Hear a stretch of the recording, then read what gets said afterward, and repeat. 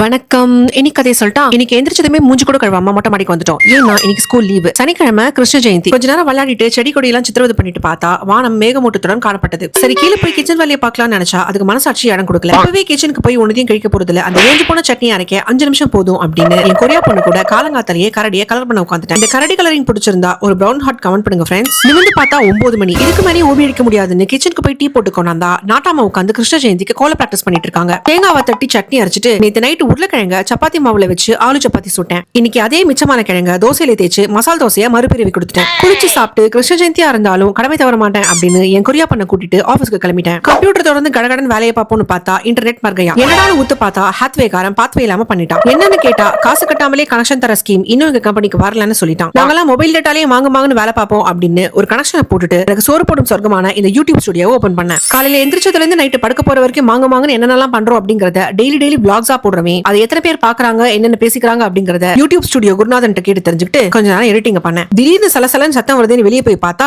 போலன்னு மழை கொட்டுது. அது வேற ஒண்ணும் இல்ல, கொரியா பொண்ணு மழையில உறைஞ்சிட்டா. மீண்டும் சில வேலைகளை முடிச்சுட்டு கடைக்கு கிளம்பிட்டேன். ஃபேன்சி ஸ்டோருக்கு போய் ராதை செட்டு தேடி பார்த்து எனக்கு பிடிச்ச கலர்ல ஒன்னு எடுத்துட்டேன். மறுபடியும் இன்னொரு கடைக்கு போய் உப்பு சீடை வெள்ளை சீடை முறுக்கு வெண்ணெய் லட்டு இது எல்லாத்தையும் வாங்கிட்டு வீட்டுக்கு வந்து பார்த்தா நாட்டாம கைவனத்தில் வாசல்ல இருந்து வாஷ் பேசின் வரைக்கும் அனைத்து இடத்திலும் கோலம் போட்டிருந்தாங்க. ஜிஞ்சக ஜிஞ்சக ஜிஞ்சக ஜிஞ்சக ஜிஞ்சக ஜிஞ்சக ஜிஞ்சக ஜிஞ்சக ராதை மனதில் என்ன ரகசியமோ அப்படின்னு ஸ்கூல் ஆனுவல் டேல போட்ட சாங்க மண்டைக்குள்ளேயே வைப் பண்ணிட்டு என் கொரியா பொண்ணுக்கு ராதை செட் போட்டு ரெடி பண்ணி விட்டேன். அடுத்தது பூஜை ஷெல்ஃபுக்கு போய் கிருஷ்ணரை ரெடி பண்ண ஆரம்பிச்சேன். சீடை முறுக்கு பால் தயிர் வெண்ணெய் இது எல்லாத்தையும் வச்சு பூ போட்டு அலங்காரம் பண்ணி ரெடி பண்ணி வச்சிட்டேன். அப்பதான் கரெக்டா போலீஸ்கார் வந்தாரு. கிருஷ்ணரே வந்து டைம் ஆச்சுப்பா உங்க வீட்டுக்குள்ள வரேன்னு சொன்னாலும் வாக்கிங் போயிட்டு வரலாம் வா கிருஷ்ணான்னு கூட்டிட்டு போயிருவாரு. ஏன்னா போலீஸ்கார் அந்த அளவுக்கு வாக்கிங்ல ஸ்ட்ரிக்ட். கோவிலுக்கு போய் பிரசாதம் கொண்டு வந்து கொடுத்தாரு. கற்பூரம் எல்லாம் காமிச்சு சாமி கும்பிட்டு திரும்பி பார்த்தா கிருஷ்ண ஜெயந்தி அன்னைக்கு வேல்மாறல் படிச்சுட்டு முருகன் துணை எழுதிட்டு இருக்காங்க. கிருஷ்ண ஜெயந்தி ஆயினும் கந்தனை மறைவேன் கிருத்திகை ஆயினும் கிருஷ்ணனை கும்பிடுவேன் அப்படின்னு பஞ்சு பேசிட்டு நாட்டாமையும் கொரியா பண்ணும் ஆளுக்கு ஒரு பக்கம் பக்கமா முருகன் துணை எழுதிட்டு இருக்காங்க. கொஞ்ச நேரத்துல சிறுகடி காசை போட்டான். அதையும் பார்த்துட்டு சாப்பிட்டு செட்டில் ஆகி படுக்கவே மணி 11 ஆச்சு. எது எப்படியோ லைஃப் இஸ் பியூட்டிஃபுல். நிம்மதியா இருங்க.